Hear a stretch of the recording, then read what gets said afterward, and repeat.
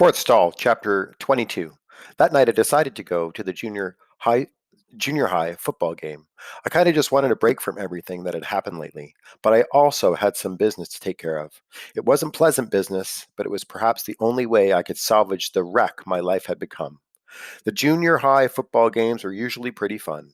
Tons of kids went, and we always sat in the north corner of the stands away from the parents. Vince and I normally went to every game of the season together. This was actually the first game I'd ever gone to without him. Vince not being there would have felt worse if I didn't ever want to see his lying rat face again. I wanted to top I wanted the top of the cement bleachers alone.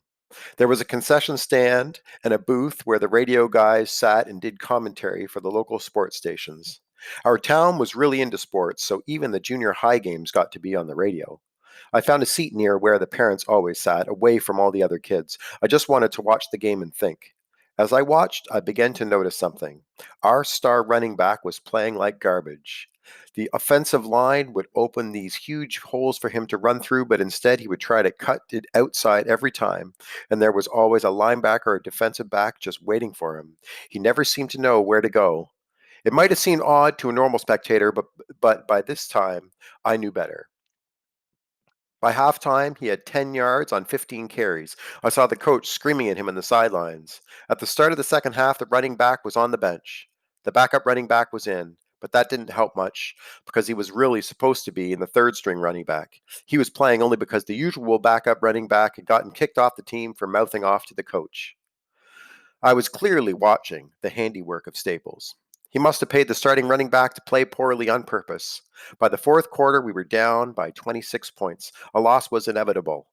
Staples must have made a load of money. The team we were playing that night was terrible, and everybody had thought for sure that we'd win. All the fans were pretty disappointed. Plus, losing this game meant that we had to win next week if we still wanted to make the playoffs. The junior high school team had made it to the playoffs every season for over 50 years. People would be crushed if they didn't make it this year, especially the old timers who used to play themselves. This year's game would be known as the biggest losers. This year's team would be known as the biggest losers in school history because they literally would be. Near the end of the game, I made my way over to the seats in front of the concession stand where the seventh and eighth graders usually sat. I had work to do now. I had avoided it all night, but it had to be done to keep everybody else from getting hurt. I looked at all the faces until I saw Justin and Mitch. They were sitting right in the middle of a group of older girls. I cursed the odds. I always get a little nervous around older girls for some dumb reason, but it didn't matter. I had something important to take care of, so I had no time to worry about girls. I found an open seat just in front of Justin and went over and sat down. I felt people watching me. They were probably wondering where Vince was because we were always together. After a moment, I heard Justin's voice. What do you want? I need to talk to you, I said, turning around to face him. I need to talk to you, he mocked with a high pitched and nasally voice. Everybody laughed. I didn't think he did a very good job. It didn't sound anything, I didn't sound anything like that. But I just decided to stay quiet about this horrible impression. I just looked at him. I could tell it was making him uneasy. So, what is it then, Dork? He sneered. I heard a few giggles. I need to talk to Staples, I said. Hey, anything you need to say to him, you can say to me, okay? Okay, I want to accept his offer for me to come to work for him, I said. I want to make a truce, I guess, in exchange for him getting off for letting Fred off the hook.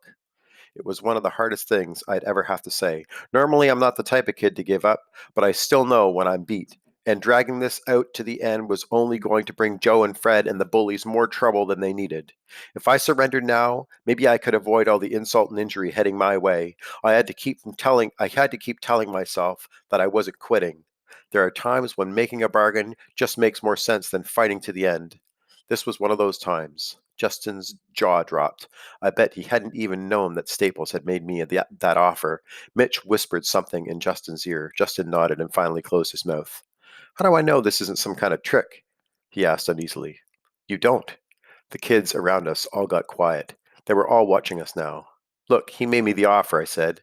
If you want to go to him and say you turned me away because you didn't believe me and then have to deal with how mad he's going to be, go right ahead. He thought about it for a moment. I could see him struggling to decide what to do. He never seemed all that smart to me. Now I could see why Staples wanted me to work for him. His current employee at my school were idiots, except for one, of course.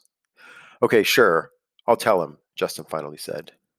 Tell him to meet me in my office on Monday after school at 3:30. I'll make sure that the East Wing entrance is left unlocked for him. I left Justin there, gaping, and walked back up the steps to the top of the bleachers. If I was going to surrender, then I at least wanted to be on my turf. Once the game ended, I saw the players heading towards the shower house. It was a small building off to the side of the field that had showers and locker rooms in it for the players. Parents and friends would always group around there and wait for the team. I saw Robert, the kid I'd helped right before Fred on that fateful Monday when everything changed forever, taking off his helmet. Robert, the last regular, simple customer in the history of my business. Robert, who paid with a small favor to help get him on into a, and a date into his R-rated movie because his dad's a cop, and he still owed me a favor. It wasn't much, but I suppose there was still time for one last desperation play, a Hail Mary. They rarely ever worked, I knew that. But at the same time, people like Doug Flutie would swear otherwise. I jogged down to the shower house and waited until Robert came out. He went he went straight to his parents and this older girl, I assume it was his new girlfriend because she rubbed his arm and gave him a hug. His dad patted him on the shoulder, consoling him over the loss. I positioned myself behind his parents so that I knew he'd see me. After a few minutes, I saw him say something to them and jog over to me. His parents went to get their car. Hey, Mac, what's up? He said. Hi, Robert. Sorry about the game. Yeah, I don't know what happened out there. We were opening the holes. He just wasn't hitting them. Even the star running back has bad games, right? I said. Robert shrugged. Your dad's a cop, right? I asked. Yeah, why? Robert asked with raised eyebrows. I may need your help and his, I said. He nodded. Yeah, I owe you. I need to get someone's name and address and criminal record. Do you think you might be able to get that from your dad somehow? I asked. He sighed and then said, yeah, I think so.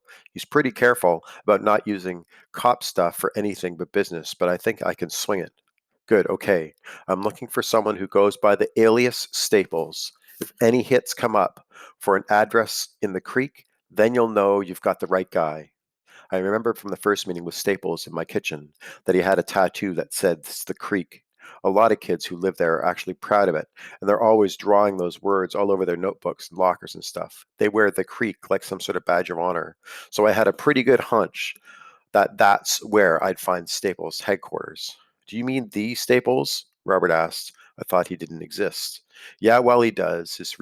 I need his real name, address, criminal record, and anything else you can dig up as soon as possible. Tonight, if you can. I gave him a piece of paper with my phone number on it. All right, Mac, I'll try. I'll call you when I know more. Thanks a lot, Robert, really. No problem, Mac. I walked back up the hill toward my parents' waiting car. I wish my plan felt more like a suicide squeeze than a Hail Mary. With a suicide squeeze, you have the upper hand. The other side is on defense and always has to be wary of that guy on third base. The play is the thing of precision, timing, grace, beauty. It's smooth and fast and sneaks up on the opponent like a dagger to the kidney. But my newest idea was much more like a Hail Mary, desperate, fleeting, clumsy, and chaotic. No thought, no timing, no synchronization. Basically, just chuck it up in the air and hope for the best. It's more likely to lead to an interception than anything helpful. But it was all I had left. Robert called me later that night. Tell me something good, big guy, I said as I answered. I've got it, Mac. I've got it all. Seriously? Hey, when I owe somebody something, I like to deliver. Anyway, Staples' real name is Barry Larson, and he lives at 1808 Academy Road South at the Creek, just like you said. His rap sheet is a mile long. He's been arrested for vandalism, burglary, racketeering, contributing to the delinquency of a minor, disturbing the peace. I could list them forever. He's on probation, and he's got like 2 years of suspended sentences. Basically, if the cops catch wind that he's up to something, he's going away for a long time. The name Barry Larson seemed familiar to me much in the same way that Staples himself had when I first saw him, but I still couldn't quite figure out why. I was pretty sure I didn't know anyone by that name, but it didn't really matter. This was a huge discovery for me, regardless of whether I recognized the name or not. Great work, Robert. I can't begin to thank you enough, I said. Mac, I already told you that I owe you, remember? Robert said.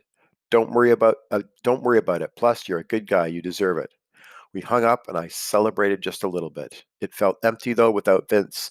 Also, to be fair, what I had in mind was still a long shot, and it was still incredibly dangerous, like walking into a girl's bathroom alone and unarmed.